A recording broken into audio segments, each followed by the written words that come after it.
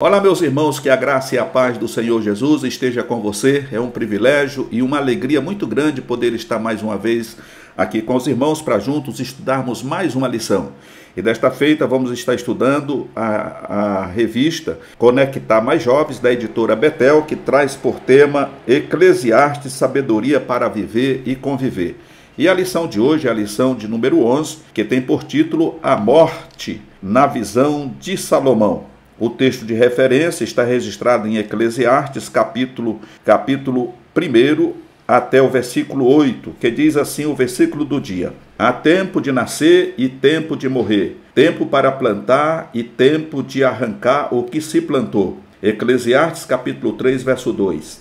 A verdade aplicada diz: a morte coloca fim na vida terrena para iniciar uma vida de gozo ou de sofrimento. Os objetivos da lição são três. Primeiro, entender que a morte é o ciclo natural da vida. Segundo, diferenciar a morte física da morte eterna. E terceiro, compreender a realidade da vida além túmulo. Oremos pelos irmãos enlutados para que recebam o conforto do bendito Espírito Santo. A introdução vem dizendo que a morte sempre esteve presente na história da humanidade desde a queda de Adão, ou seja, consequência imediata da queda. Para os crentes, a morte é o passaporte para a eternidade com Cristo, porém, para os ímpios, a morte significa separação total e eterna de Deus. Então, existe aqui duas condições. Para o cristão, a morte, ela não é um assombro, mas ela é o passaporte para a vida eterna, para a eternidade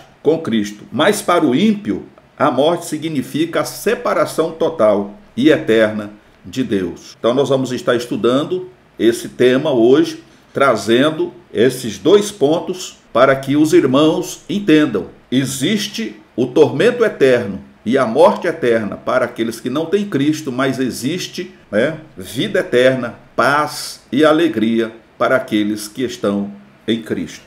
Ok? A morte mostra o quanto a nossa existência é frágil e dependente de Deus. No primeiro ponto, nós vamos ver sobre a realidade chamada morte. Para a medicina, a morte se caracteriza com o fim da vida física ou o cessar dos órgãos vitais. Na teologia, percebemos que a morte é a separação da matéria, corpo, e da imatéria, alma e espírito, tornando o corpo apenas um cadáver, enquanto o espírito volta para Deus que o deu.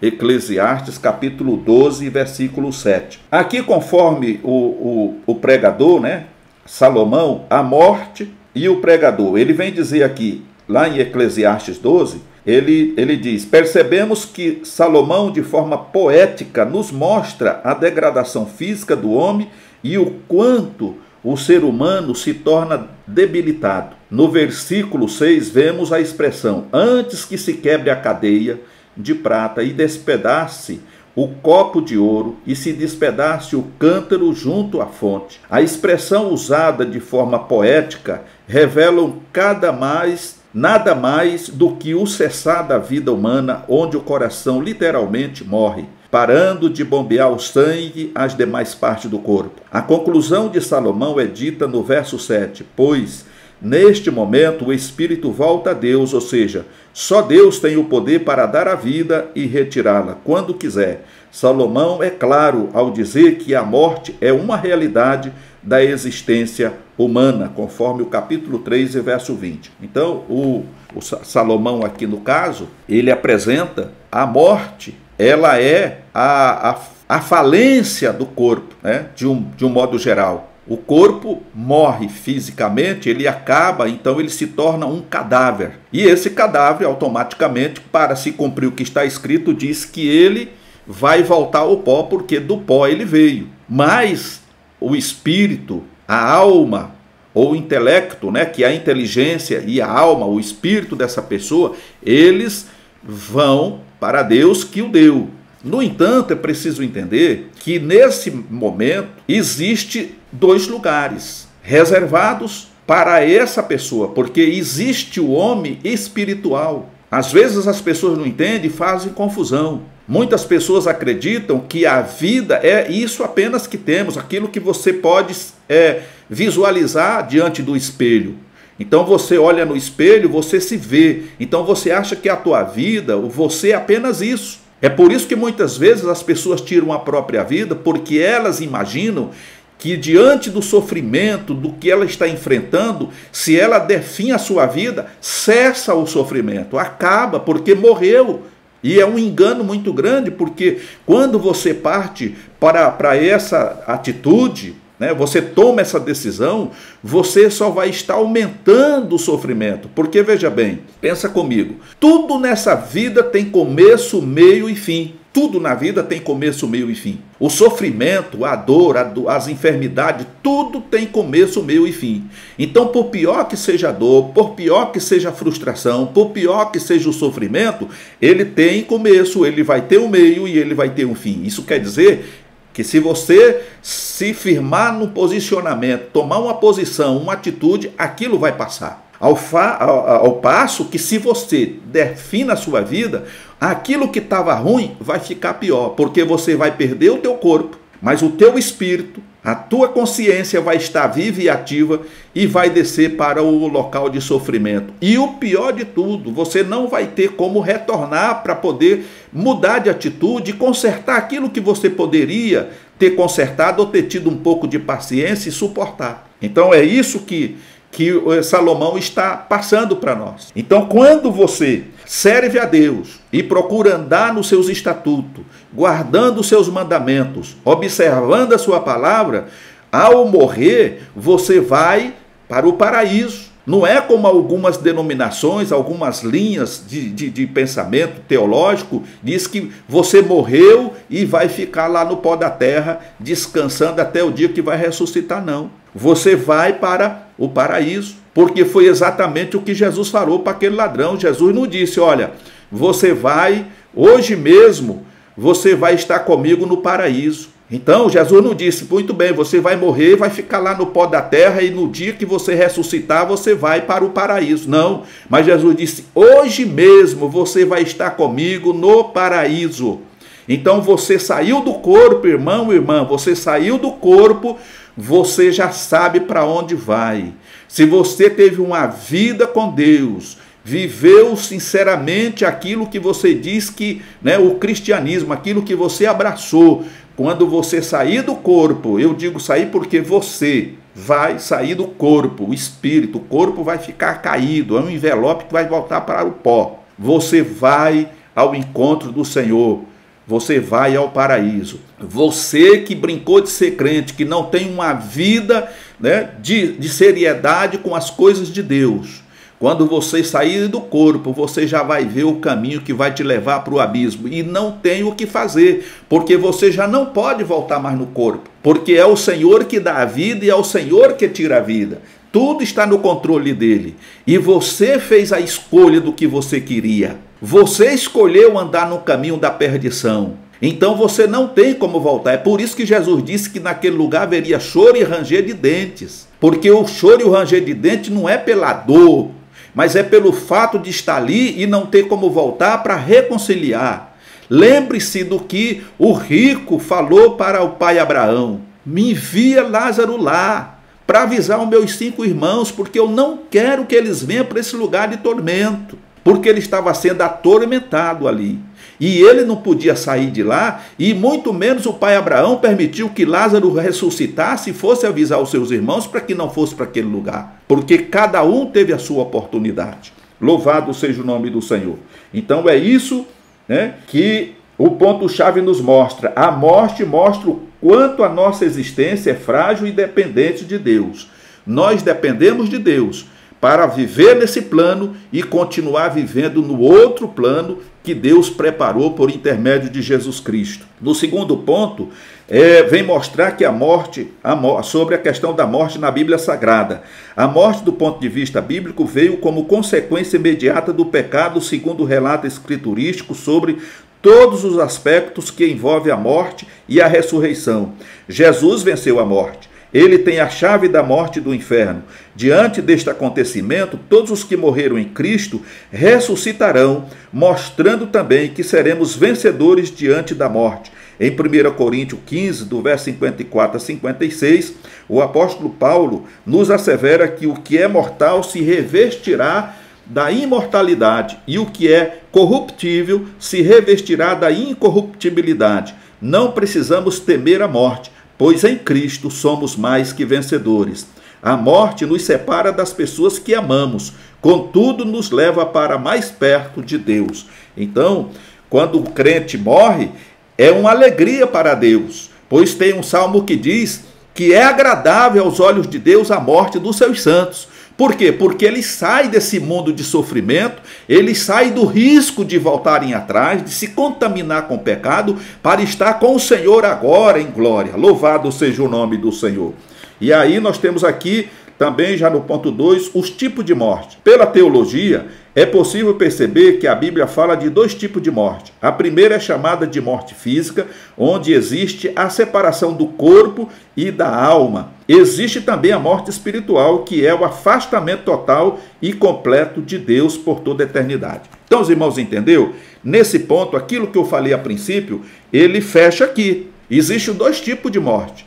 A morte física, aonde o corpo falece e a alma ou o espírito sai do corpo. E existe agora também a morte do espírito. Essa morte aqui ela é uma morte figurada, porque na verdade o espírito não morre. Mas quando fala de morte, está falando da separação eterna de Deus. Ou seja, as pessoas que praticam a iniquidade e não se arrependeram, não aceitaram o sacrifício de Jesus, essas pessoas morreram fisicamente ou vão morrer fisicamente e o seu espírito já vai descer para o abismo, para o sofrimento eterno. E naquele dia, no último dia, no julgamento final, eles vão receber a condenação, vão receber a punição pelos seus atos praticados, e então eles serão lançados no Geena, no lago de fogo, ali junto com Satanás, com a besta e com todos os demônios,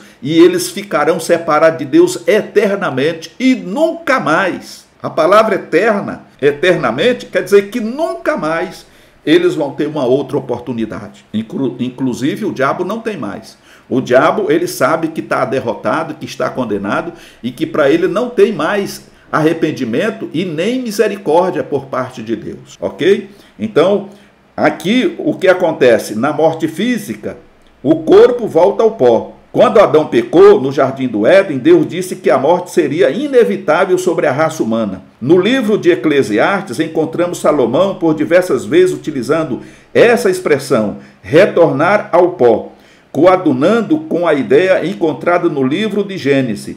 A certeza é de que todos morreremos, porém ninguém tem o poder de reter seu espírito e nem domínio sobre o dia de sua morte. Jesus é considerado o primogênito dos mortos, pois ressuscitou, e a morte não tem mais domínio sobre o seu corpo. A esperança que os salvos têm é que Jesus Cristo transformará o nosso corpo abatido para ser conforme o seu corpo glorioso, segundo o seu eficaz poder de sujeitar também a si todas as coisas. Então, nesse ponto aqui, o nosso corpo volta ao pó. O espírito, a consciência, que é chamada de inteligência, volta para Deus, ou seja, vai aguardar o dia do julgamento. Para aqueles que morreram em Cristo, no dia da volta de Jesus, no arrebatamento da igreja, o seu espírito, a sua consciência, a sua alma vai voltar e a terra vai dar conta do corpo, ele vai ressuscitar e vai receber o seu espírito de volta, a sua consciência de volta, e eles serão levados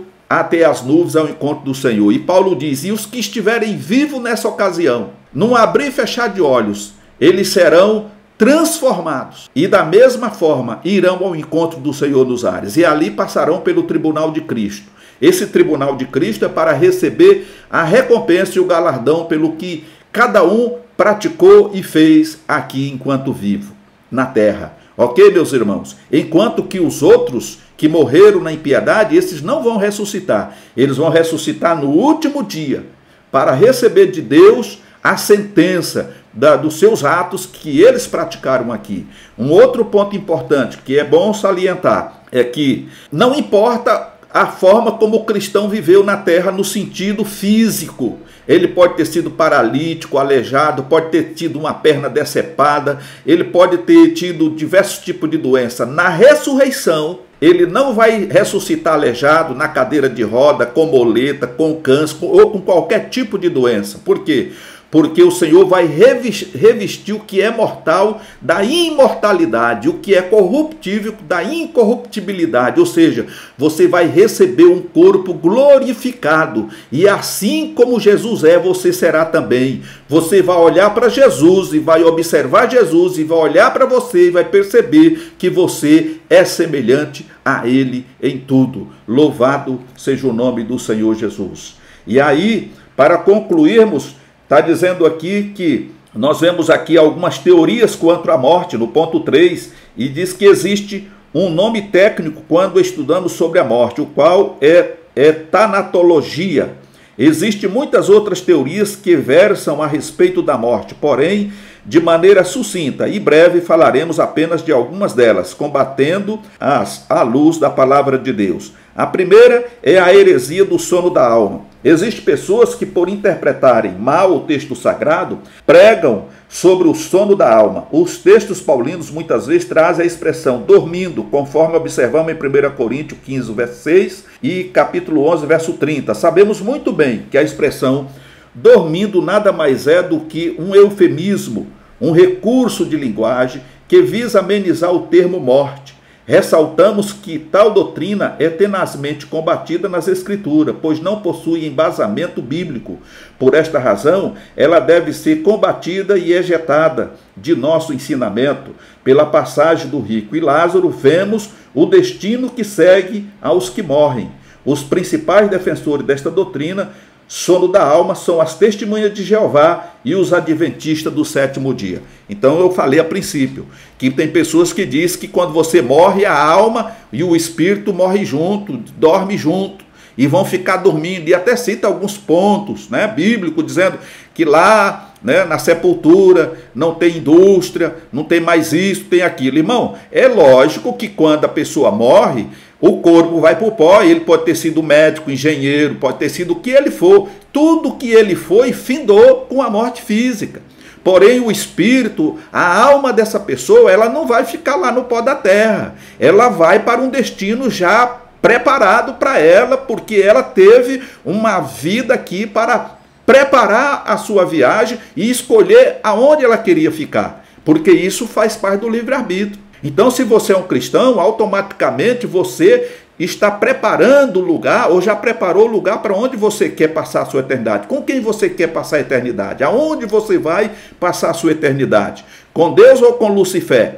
Então, você vai dizer, não, eu quero passar a minha eternidade com Deus. Então, o que eu devo fazer para passar ou ter uma eternidade com Deus? Então eu devo seguir os seus mandamentos, observar a sua palavra e seguir os passos de Jesus. É isso que eu tenho que fazer? Sim. Então é isso que eu quero. Então você se arrepende dos seus pecados, aceita Jesus como Salvador e você passa agora a ser um cristão, uma cristã e passa a viver aquilo que Jesus ordena segundo a sua palavra. Então você está garantindo a sua chegada no paraíso. Aquele que leva uma vida de mentira, nem é cristão e nem é mundano, ele está se condenando, porque quando ele morrer, ele vai descer para o sofrimento eterno, porque Deus não se deixa escarnecer. Ninguém escarnece de Deus. Tudo que o homem semear, isso vai colher. Então, se você semeia uma semente boa, do bem, do amor, do temor a Deus, então você está fazendo a vontade de Deus. Se você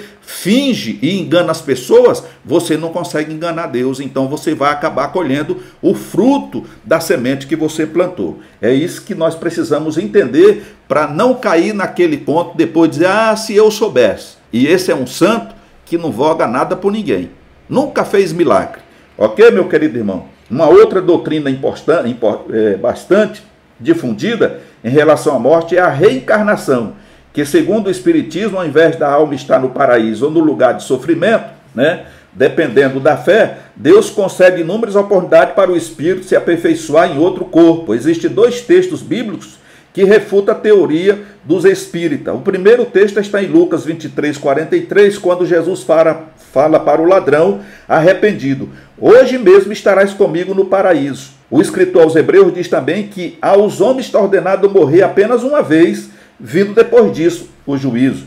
E não existe meio termo e nem brecha para outra doutrina. Então, irmãos, não tem esse negócio de reencarnar. Vai ter a ressurreição, você vai encarnar sim, mas vai ter um corpo glorificado, assim como Jesus, né, passou por esse processo, ou digamos, por essa metamorfose, vamos dizer assim.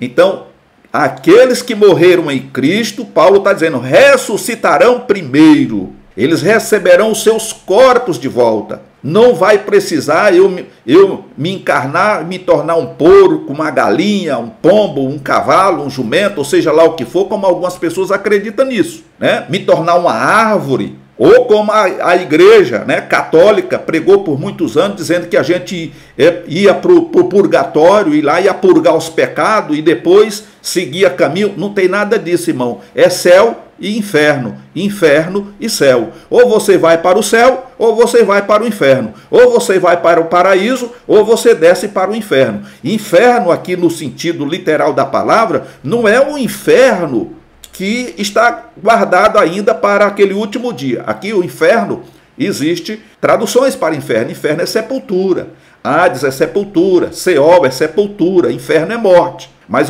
quando a gente fala inferno, a gente está se referindo ao abismo, ao lugar de tormento, de sofrimento eterno. A alma daqueles que morrem sem Cristo, eles não ficam vagando e nem ficam na sepultura. Eles descem para esse local, para esse abismo. É um local eterno. Aonde está isso, irmão Elias?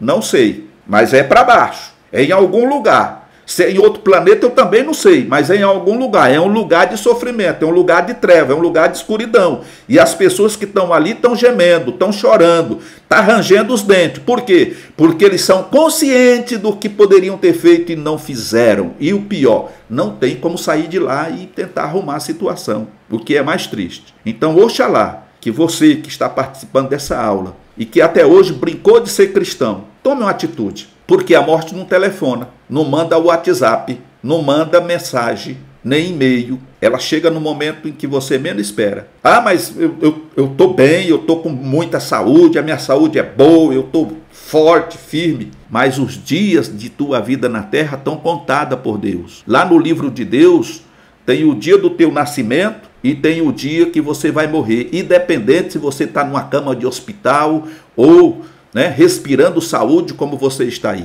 Então o segredo é você estar afinado com Deus, seguindo a Jesus, obedecendo a Jesus, guardando os mandamentos do Senhor. Pois Jesus disse que aquele que ama a Ele é o que guarda os seus mandamentos. E aquele que guarda os mandamentos é amado de Deus. E quando você é amado de Deus, Deus e Jesus e o Espírito Santo vêm em você e faz morada. E renova as tuas forças, renova a tua vida, e independente do dia e da hora que você vai morrer, o importante é que você morre e você vai para o paraíso aguardar aquele glorioso dia onde você vai receber do Senhor as bênçãos que você fizer jus pelo que você fez em prol do Evangelho de Cristo aqui na terra. Louvado seja o nome do Senhor. Portanto, concluindo, a morte é uma realidade com respaldo nas Escrituras. Portanto, precisamos nos preparar para fazermos parte da primeira ressurreição. Louvado e engrandecido seja o nome do Senhor. Meus queridos irmãos, que Deus em Cristo vos abençoe, abençoe a sua família, que Deus sempre venha te despertar para que você possa servir ao Senhor melhor, Possa sempre estar no centro da vontade de Deus, para que aquele dia não te pegue de surpresa. Querendo Deus, retornaremos numa outra oportunidade. A você que tem nos acompanhado, está inscrito no canal, compartilhe esses estudos com os teus amigos, com os teus parentes, nas suas redes sociais. Compartilhe esses vídeos. A você que ainda não faz parte, mas tem nos acompanhado, eu quero agradecer a Deus pela sua vida, mas se inscreva no canal. Vamos fazer parte dessa família. O objetivo nosso aqui é esse, é sempre está trazendo uma palavra de fé, de ânimo, de vida, de esperança, para que a cada dia possamos estar mais próximo do Senhor Jesus. Portanto, meu amado, fique na paz do Senhor e até uma próxima oportunidade.